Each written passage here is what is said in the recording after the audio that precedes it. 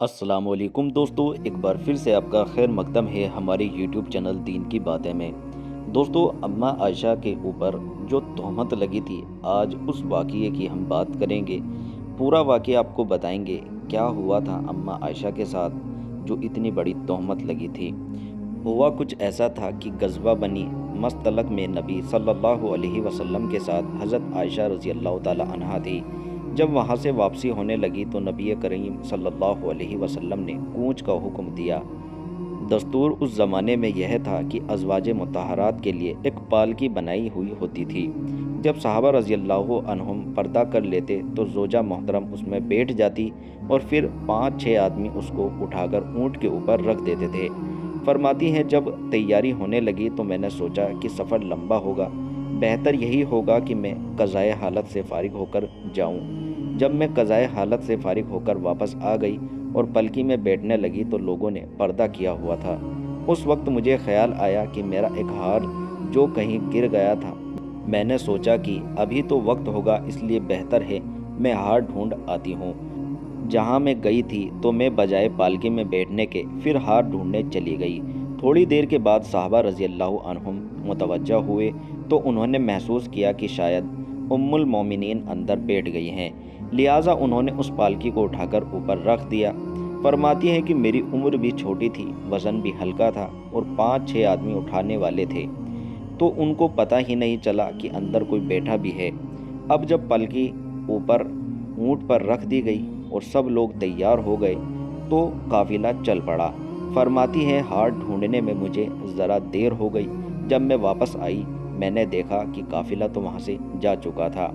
اب ان کی عقل مندی دیکھیں کہ کہتی ہیں کہ میں نے دل میں سوچا کہ اللہ کے محبوب دیکھیں گے کہ جب میں پلکی میں نہیں ہوں تو آپ اسی جگہ پتہ کروائیں گے، اس لیے جہاں سے اونٹ چلے تھے لہٰذا میں آرام کے ساتھ وہیں پر بیٹھ گئی۔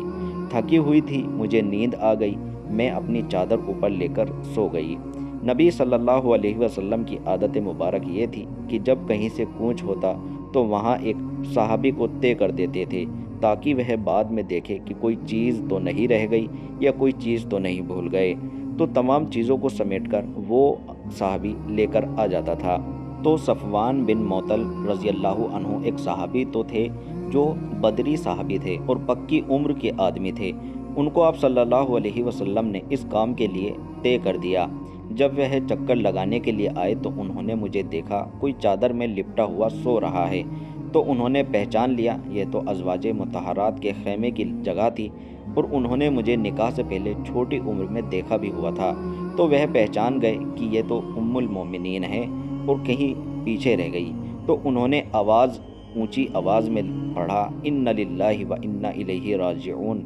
فرماتی ہیں کہ ان کی آواز سن کر میں اٹھ کر بیٹھی اور آپ نے آپ کو چادر سے لپیٹ لیا۔ انہوں نے اپنے اونٹ کو میرے قریب بٹھا دیا، میں اونٹ پر بیٹھ گئی اور وہاں اس کی رسی کو پکڑ کر چل دیے۔ جب قافلے سے آ کر مل گئے تو قافلے میں کچھ منافق لوگ بھی تھے جو پیارے نبی صلی اللہ علیہ وسلم کو دکھ پہنچانے کے لیے ہر وقت موقع کی تلاش میں رہتے تھے۔ جب ان کو یہ پتہ چلا تو انہوں نے تو اس کا بتنگڑ بنا دیا، کیچڑ اچھالنا شروع کر دیا، اور نبی صلی اللہ علیہ وسلم جب مدینہ منورہ پہنچے تو پورے شہر میں یہ بات پھیل گئی کہ آپ کی جوزہ معاذ اللہ بچائے جان بوجھ کر پیچھے رہی، اور ایک صحابی بھی تھے اور ہمارا خیال ہے کہ یہ اس سے بچ نہیں سکی۔ اب یہ بات سارے شہر میں پھیل گئی، منافقوں نے اس کو ہر کان میں پہنچا دیا، اتنا بڑا پروپگنڈا کیا کہ کچھ مسلمان کی بھی اس بات میں شک پیدا ہو گیا کہ آخر پیچھے کیوں رہی، پھر اتنا وقت کہاں رہی۔ پھر جوان آدمی بھی ساتھ میں تھا، پھر دونوں مل کر آئے تو جیسے ایک عام سوچ ہوتی ہے لوگوں کی۔ 1 مہینہ پروپگنڈا ہوتا رہا۔ فرماتی ہے کہ میں سفر کے بعد گھر میں آ کر بیمار ہو گئی تھی اور مجھے کسی بات کا پتہ ہی نہیں چلا کہ کیا معاملہ چل رہا ہے۔ ایک دن رات کو میں جب صحابیوں کے ساتھ قضائے حالت کے لیے باہر آئی تو وہاں صحابیاں کسی جگہ گرنے لگی تو انہوں نے اپنے بیٹے کے لیے بد دعا کی۔ ام مستحق ان کا نام تھا۔ جب انہوں نے بد دعا کی تو میں نے کہا اپنے بیٹے کے لیے تو کوئی بد دعا نہیں کرتا۔ انہوں نے کہا تمہیں پتہ نہیں کہ میرے بیٹے نے کیا کہا؟ میں نے کہا مجھے تو پتہ نہیں۔ اس وقت انہوں نے مجھے پورا واقعہ سنایا کہ اس طرح یہ بات تو ہر گلی کوچے کا تذکرہ بن چکی ہے اور آپ کے اوپر تو عجیب و غریب طرح کے الزام اور تہمتیں لگائی جا رہی ہے۔ فرماتی ہیں کہ یہ سن کر میرے پاؤں تلے کی زمین ہی نکل گئی۔ جب میں واپس آئی تو پیارے نبی صلی اللہ علیہ وسلم میرے حجرے میں تشریف لائے۔ میں نے سلام کیا تو پیارے نبی صلی اللہ علیہ وسلم نے جواب دے کر اپنا رخ دوسری طرف فرما لیا۔ میں نے دوسری طرف جا کر سلام کیا تو اللہ کے محبوب نے اپنا چہرہ دوسری طرف کر لیا۔ میں پہچان گئی کہ اللہ کے محبوب کا دل بہت غمگین ہے اور پتہ نہیں آپ کو کیا کیا باتیں سننے میں آئی ہیں۔ اور اللہ کے محبوب نے یوں پوچھا کہ ان کا کیا حال ہے۔ فرماتی ہیں کہ جو الفاظ تھے ان کا کیا حال ہے، میرے بارے میں میرے حالات پوچھ رہے ہیں اور یوں فرماتے ہیں کہ ان کا کیا حال ہے، تو میں پہچان گئی کہ یہ معاملہ تو بہت سنگین ہو گیا ہے۔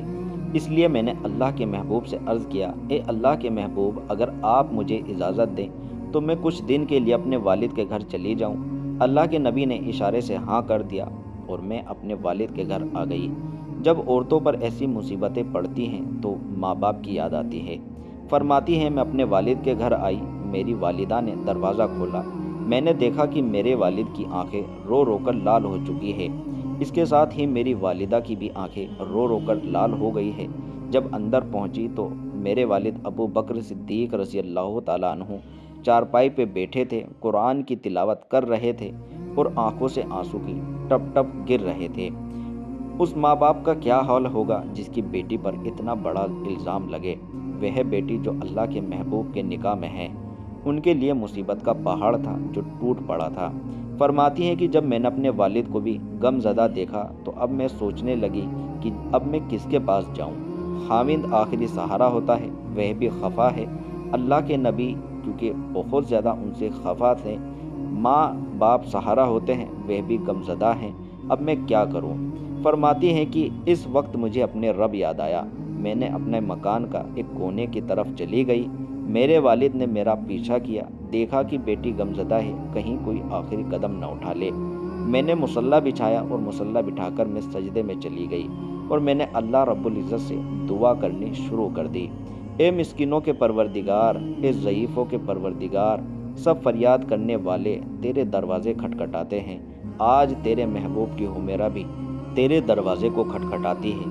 اللہ، یوسف علیہ السلام پر بہتان لگا تھا، آپ نے ان کی پاک دامنی کو واضح فرما دیا۔ بی بی مریم پر بہتان لگا تھا، آپ نے ان کی پاک دامنی کو واضح فرما دیا۔ یا اللہ، آج تیری حمیرہ پر بھی بہتان لگا ہے۔ میں فریاد کرتی ہوں، اللہ میرے محبوب کے دل کو میری طرف سے صاف فرما دیجئے، ان کو تسلی دیجئے۔ فرماتی ہے کہ میں رو رہی تھی، دعا کر رہی تھی۔ ادھر اللہ کے محبوب نے گھر کی عورتوں سے میرے بارے میں پوچھ تاچھ شروع کر دی۔ لہٰذا فرماتی ہیں کہ انہوں نے زینب بنت جحش رضی اللہ تعالیٰ عنہا سے پوچھا کہ تم عائشہ کے بارے میں کیا کہتی ہو؟ تو انہوں نے جواب دیا کہ میں نے ان میں خیر کے سوا کچھ نہیں پایا۔ پھر انہوں نے اپنے گھر میں کام کرنے والی ایمن رضی اللہ عنہا سے پوچھا کہ تم عائشہ کے بارے میں کیا جانتی ہو؟ انہوں نے کہا بھولی بھالی لڑکی ہے، اتنی بات ہے کہ سوئی رہتی ہے اور کئی بار بکری آٹا کھا جاتی ہے، اس کے علاوہ تو میں نے کوئی اور چیز نہیں دیکھی۔ اللہ کے محبوب کو میرے بارے میں تسلی ہو گئی، اس لیے آپ مسجد میں تشریف لائے۔ کیونکہ ایک مہینے اللہ کے نبی غم زدہ تھے تو آپ کی جان نچھاور کرنے والے صحابہ بھی بہت زیادہ دکھی تھے۔ تو اللہ کے نبی مسجد نبوی میں آ کر بیٹھے، صحابہ بھی خاموش ہیں، آنکھوں سے آنسوؤں کی لڑیاں ٹوٹ رہی ہیں۔ اللہ کے محبوب خاموش بیٹھے ہیں۔ اللہ کے نبی نے اس وقت صحابہ رضی اللہ عنہم سے بھی مشورہ کیا۔ صدیق اکبر رضی اللہ عنہ تو کیونکہ والد تھے اور اپنے گھر میں تھے، باقی صحابہ وہاں موجود تھے۔ اللہ کے نبی صلی اللہ علیہ وسلم نے عمر بن خطاب رضی اللہ عنہ سے پوچھا، اے عمر، آپ اس معاملے میں کیا کہتے ہیں؟ تو عمر رضی اللہ عنہ نے جواب دیا، اللہ کے محبوب، اللہ تعالیٰ نے آپ کو اتنا پاک بنایا ہے کہ گندی مکھی بھی کبھی آپ کے جسم کے ساتھ نہیں لگی۔ یہ کیسے ممکن ہے کہ آپ کی زوجہ جس کے ساتھ آپ ایک ہی بستر پر رات گزاریں، اس کے اندر کوئی گندگی ہو؟ اور یہ کہہ کر انہوں نے کہا، میرا دل تو کہتا ہے کہ یہ تو بہت بڑا بہتان ہے۔ پیارے نبی صلی اللہ علیہ وسلم نے اس کے بعد عثمان غنی رضی اللہ عنہ سے پوچھا، اس بارے میں کیا کہتے ہو؟ عثمان غنی رضی اللہ عنہ نے جواب دیا، اے اللہ کے نبی، آپ کو اللہ تعالیٰ نے اتنی عظمت دی کہ آپ کا سایہ بھی زمین پر نہیں پڑتا، اس لیے کہ کسی کا پاؤں اس سائے پر پڑنے کو بھی پسند نہیں کیا۔ یہ کیسے ممکن ہے کہ آپ کی زوجہ پر دوسرے اور اللہ تعالیٰ قابو فرما دے؟ نبی صلی اللہ علیہ وسلم نے سنا تو آپ کو اور زیادہ تسلی ہوئی۔ علی رضی اللہ عنہ سے پوچھا، اے علی، آپ کیا کہتے ہیں؟ انہوں نے کہا، اے اللہ کے نبی صلی اللہ علیہ وسلم، ایک بار آپ کے نالین مبارک پر نجاست لگ گئی تھی، گندگی لگ گئی تھی، آپ پہننا چاہتے تھے تو جبرائیل علیہ السلام کے ذریعے سے اللہ پاک نے آپ کو بتا دیا کہ جوتے پر نجاست لگی ہوئی ہے، تو جو پروردگار نجاست والا جوتا آپ کو پہننے نہیں دیا، وہ نجاست والی بیوی کو آپ کے بستر پر کیسے آنے دے گا؟ اللہ کے محبوب کو تسلی ہو گئی، مگر آپ خاموش تھے، تو علی رضی اللہ عنہ نے آپ کا دل رکھنے کے لیے کہا، اللہ کے نبی صلی اللہ علیہ وسلم، کیوں غمزدہ ہوتے ہو؟ آپ کے لیے تو عورتوں کی کمی نہیں۔ جب انہوں نے یہ بات کہی تو عمر رضی اللہ عنہ کو جوش آ گیا، کھڑے ہو کر کہنے لگے، اللہ کے محبوب، آپ اتنا بتا دیجئے، آپ نے ان سے اپنی مرضی سے نکاح کیا تھا یا اللہ رب العزت کی مرضی سے نکاح کیا تھا؟ تو پیارے نبی صلی اللہ علیہ وسلم نے انگلی سے اشارہ آسمان کی طرف کر دیا کہ میں نے اللہ رب العزت کی مرضی سے نکاح کیا تھا۔ تو حضرت عمر رضی اللہ عنہ نے کہا، اے اللہ کے محبوب، جس کو اللہ تعالیٰ نے آپ کی بیوی بنایا، اس کے بارے میں تو اس طرح کا تصور بھی نہیں ہو سکتا۔ آپ عمر کو اجازت دیں، میری تلوار ان منافقوں کے بارے میں کافی رہے گی۔ لہٰذا اللہ کے محبوب کو اور زیادہ تسلی ہو گئی۔ اس لیے اس کے بعد نبی صلی اللہ علیہ وسلم اٹھے اور صدیق اکبر کے گھر تشریف لے گئے۔ حدیث پاک میں آتا ہے کہ ام رومان، جو حضرت عائشہ رضی اللہ عنہا کی والدہ تھی، انہوں نے دروازہ کھولا، اللہ کے نبی صلی اللہ علیہ وسلم گھر میں تشریف لے گئے۔ ابو بکر رضی اللہ عنہ تلاوت کرتے ہوئے اٹھے، انہوں نے بھی سلام کیا اور نبی صلی اللہ علیہ وسلم کو چارپائی پر بٹھا دیا۔ پیارے نبی صلی اللہ علیہ وسلم دیکھا، ماں بھی ہے، والدہ بھی ہے، مگر میری حمیرہ کہیں نظر نہیں آتی۔ تو اللہ کے نبی نے صلی اللہ علیہ وسلم نے پوچھا، حمیرہ کہاں ہے؟ تو والدہ نے بتا دیا کہ وہ تو مصلی پر سجدے میں اپنے رب کے سامنے دعائیں مانگ رہی ہیں۔ فرماتی ہیں، اس وقت میری والدہ نے آواز دی، بیٹی اٹھو، اللہ کے محبوب کا استقبال کر۔ فرماتی ہے، میرا جی چاہا میں اٹھوں اور میں اللہ کے محبوب کے قدموں میں لپٹ جاؤں اور اللہ کے نبی کو اپنی پاک دامنی کا یقین دلاؤں، مگر میں نے سوچا کہ اب تو میرے احکم الحاکمین کے دربار میں اپنا فیصلہ کر دیا ہے، وہی میری مدد فرمائے گا۔ اس کے بعد پیارے نبی صلی اللہ علیہ وسلم نے کچھ سبق دینے والے جملے کہے۔ کہتی ہیں، یہ آواز سن کر میں اٹھی اور آ کر میں پیارے نبی صلی اللہ علیہ وسلم کے قریب بیٹھ گئی۔ اللہ کے محبوب کی طبیعت میں غصہ نہیں تھا، شفقت تھی۔ آپ میری طرف متوجہ ہوئے اور فرمایا، عائشہ، اگر تم پاک دامن ہو تو اللہ تعالیٰ تمہاری پاک دامنی کی وضاحت فرما دے گا، اور اگر تم سے کوئی غلطی ہوئی ہے تو عائشہ استغفار کر لو، توبہ کر لو، اللہ تعالیٰ توبہ کرنے والوں کی توبہ قبول کر لیتا ہے۔ اللہ کے محبوب کے ان بولوں میں خاوندوں کے لیے کتنا بڑا سبق ہے کہ بیوی پر زنا کا الزام لگے، پورے شہر میں اس کا ڈنڈورا پٹے، اور اللہ کے محبوب پھر بھی ناراض نہیں، سمجھاتے ہیں کہ اے عائشہ، اگر تم سے کوئی غلطی ہوئی ہے تو تم استغفار کرو اور اپنے اللہ سے معافی مانگو، اللہ تو توبہ قبول کرنے والا ہے۔ فرماتی ہیں، جب آپ صلی اللہ علیہ وسلم نے یہ بولا کہے تو میرے صبر کا باندھ ٹوٹ گیا، میری آنکھوں سے آنسو آنے لگ گئے۔ میں نے اپنی والدہ کو کہا، امی، میں چھوٹی عمر کی ہوں، آپ ہی میری طرف سے کوئی جواب دیجیے۔ والدہ رو کر کہنے لگی، بیٹی، ہم کیا کہہ سکتے ہیں؟ میں نے والد کی طرف آنکھ اٹھا کر دیکھا، ابو، آپ میرے بارے میں آپ صلی اللہ علیہ وسلم کو جواب دیں، مگر وہ بھی غمگین تھے، ان کی زبان بھی نہیں کھلتی تھی۔ جب میں نے دیکھا کہ اب نہ ماں جواب دے رہی ہے نہ باپ جواب دے رہا ہے، تو جواب تو مجھے ہی دینا پڑے گا۔ فرماتی ہیں کہ مجھے کچھ سمجھ نہیں آ رہا تھا، میں نے اتنی بڑی بات کہی۔ اے اللہ کے محبوب، آپ اتنے لوگوں کی باتیں سن چکے ہیں، اگر میں آپ کو یقین دلانے کی کوشش کروں گی تو شاید آپ کے دل میں یہ بات نہ آئے، لہٰذا میں وہی کہتی ہوں۔ تو یعقوب علیہ السلام نے کہا تھا، میں صبر کرتی ہوں، اور یہاں تک کہہ دیا کہ میں اپنا غم اور اپنا دکھ اور اپنا درد اللہ کے سپرد کرتی ہوں۔ فرماتی ہیں کہ میرے اس دکھے دل سے یہ آواز نکلی اور اللہ کی رحمت آ گئی۔ میں دل میں سوچا کرتی تھی کہ اللہ تعالیٰ نبی صلی اللہ علیہ وسلم کو خواب کے ذریعے سے حقیقت کی خبر دے دیں گے، مگر میں نے کیا دیکھا؟ اللہ کے محبوب کی آنکھیں بند ہو گئی اور سردی کے موسم میں آپ کی پیشانی پر پسینے کے قطرے اور ستارے چمکنے لگے۔ اللہ کے نبی نے اپنے اوپر کپڑا ڈال لیا۔ یہ وہ کیفیت تھی جس میں وحی اترتی تھی۔ فرماتی ہیں کہ جب میری والدہ اور میرے والد نے دیکھا کہ اللہ کے محبوب پر وحی اتر رہی ہے تو انہوں نے بلک بلک کر رونا شروع کر دیا۔ ان کو نہیں پتا تھا کہ اللہ کے محبوب پر کیا وحی اترے گی۔ فرماتی ہیں تھوڑی دیر بعد اللہ کے محبوب نے جب کپڑا ہٹایا تو آپ کا مسکراتا چہرہ اس طرح سامنے آیا کہ جس طرح بادلوں میں 14ویں کا چاند نکل گیا ہو۔